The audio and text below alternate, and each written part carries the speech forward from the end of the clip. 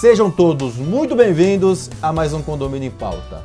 O assunto de hoje é a ABNT 5674, que trata sobre manutenção predial. Os nossos convidados mais que especiais são, vindo do Mato Grosso, advogado, especialista na área condominial, presidente da Comissão de Direito Condominial da OAB do Mato Grosso, empresário. Seja muito bem-vindo novamente ao programa, Dr. Miguel Zain. É uma honra mais uma vez estar aqui.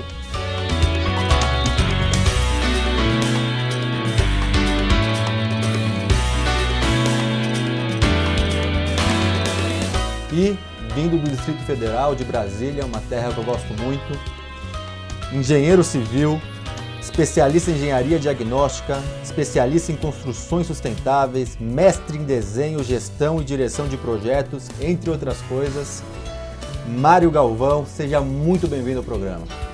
Muito obrigado pelo convite, Ricardo.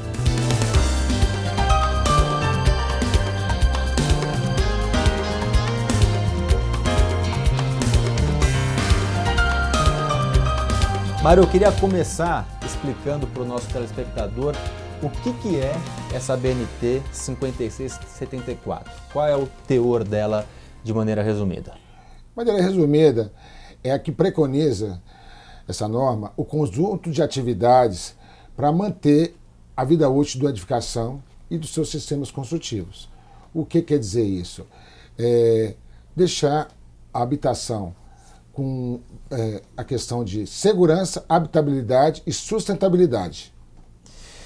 Nós temos que entender, e nem todos ainda conseguiram entender isso, ou deveriam pelo menos, que o prédio tem a vida útil, né? Assim como nós, seres humanos, vamos envelhecendo, temos que passar pelos médicos, temos que fazer a manutenção, os prédios vivem mais ou menos do mesmo contexto. Seria o objetivo dessa norma instruir como realizar essa manutenção para aumentar a vida útil, para que o condomínio ele se mantenha num funcionamento correto? Acho que basicamente isso. Isso, porque essa norma ela está aderente junto com a 1487, que é o manual, é a norma que preconiza o manual de uso e operação, junto também com a 16280 e com a norma de desempenho, a 15675. Então, esse conjunto que vem, a 5674,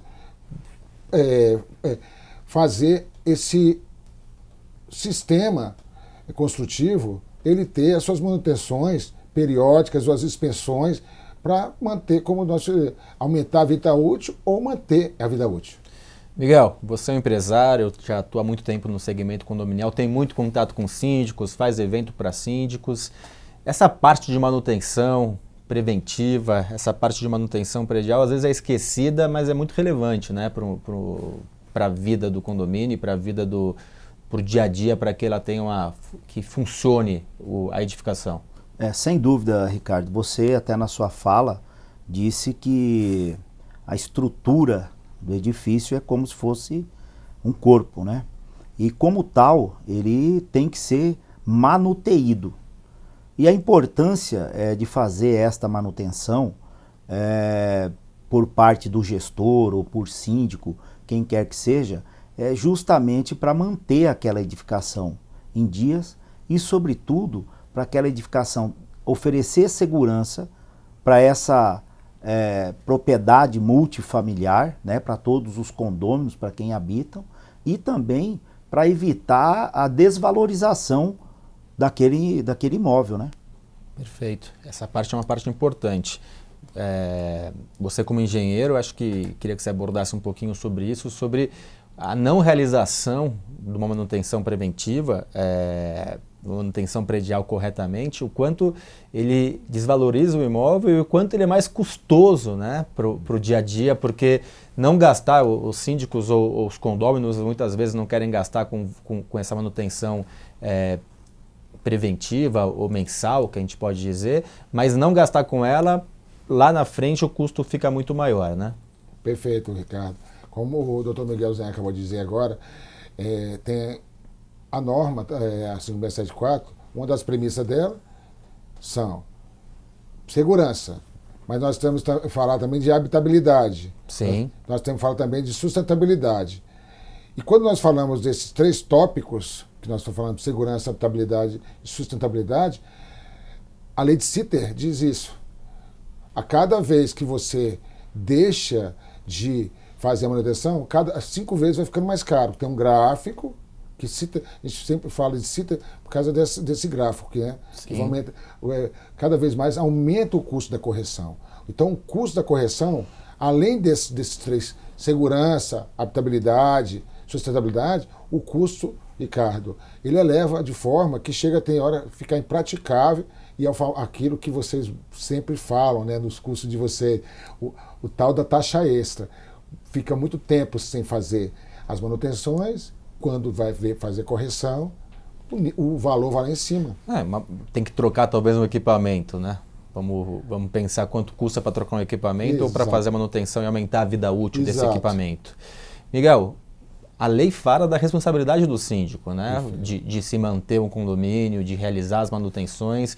Parece que essa parte da lei é um pouco esquecida por alguns gestores. Ou pior do que isso, os condôminos parece que esquecem e não querem erradamente que o síndico gaste dinheiro com essa manutenção preventiva. Eu sempre falo nas minhas palestras e quando eu posso que nós temos um problema cultural, né?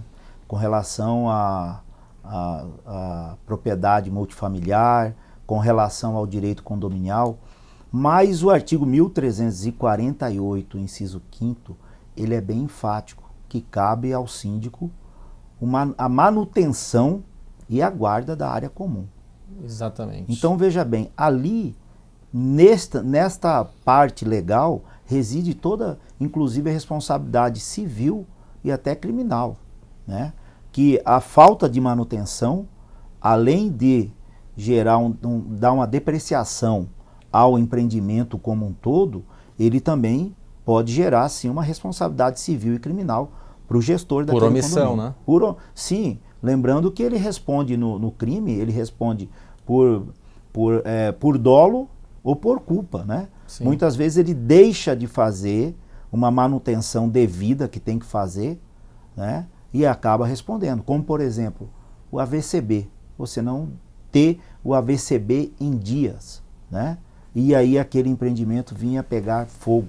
Isso o síndico responde, pela omissão. Imagina, né? Se alguém chegar a óbito, né? Sem dúvida. O problema que pode ter. E outra, Ricardo, parece um fato, um evento surreal, né? Que nunca vai acontecer. Mas nós temos nos noticiários aí direto. Sim. Prédios que pegam fogo, sim, prédios que caem devido ao mau uso da edificação, né? Mário, a gente falou de uma obrigatoriedade que está na legislação, né, no Código Civil do síndico, e a gente está falando de uma ABNT. A ABNT, ela é uma direção para essa obrigação, porque a ABNT, ela não é uma lei, né? Ela não tem poder de lei. Eu queria até que depois vocês abordassem um pouco esse assunto. Mas ela é uma direção para o cumprimento dessa lei? Poderíamos dizer assim, de maneira leiga, não sou nem advogado e nem engenheiro. Eu queria que você explicasse um pouco sobre isso. Ricardo, você foi muito preciso no que você disse. Então você não é leigo, você sabe o que você está dizendo. E a pergunta, deixa eu explicar. As ABNTs, NBRs, ela não é lei, mas tem força de lei. Por quê? Dr. Miguel Zain aqui pode falar até melhor do que eu, né? Que o magistrado, na hora que ele vai sentenciar, ele é leigo. Ele vai precisar de um perito que, para dar fazer um laudo, ele tem que se basear nas normas técnicas. O perito é um engenheiro, provavelmente para engenharia, e ele vai se basear nessas normas. Exatamente. E se o perito colocar no seu laudo descrições ou resultados fora da ABNT, ele também responde. Está errado. Então, agora eu queria deixar claro um ponto. Existe NRs, que as pessoas confundem muito, são normas regulamentadoras. Sim. Essa é lei. Do Ministério do Trabalho que tem... Tem Ministério do Trabalho, tem de vários. Um exemplo, as NR do Ministério do Trabalho é lei, elas só estão abaixo na hierarquia de duas. Constituição Federal, né, Miguel? Sim. Código Processual Civil, né? Do CPC, né, Miguel? CLT. Ou seja, só está abaixo. Que também é um erro que muitos síndicos e muitos condomínios pelo Brasil não as cumprem, ou se cumprem de maneira bem restrita. Exato. Geralmente PCMSO e PPRA e o resto não faz. Perfeito, e é muito perigoso. Perfeito sua colocação. Miguel, é isso. Os síndicos têm que mudar um pouco a cultura, têm que entender dessa obrigatoriedade, porque muitas vezes a resposta que a gente ouve, pelas nossas andanças pelo Brasil, é essa: mas não tem poder de lei, então a gente não precisa fazer. Não tem, mas acaba tendo em algum momento, caso dê uma complicação, poderíamos dizer mais ou menos assim? Ricardo, essa questão das normas da ABNT é a mesma questão que é um jargão muito usado nesse meio condominial, onde as pessoas dizem que a Assembleia é soberana.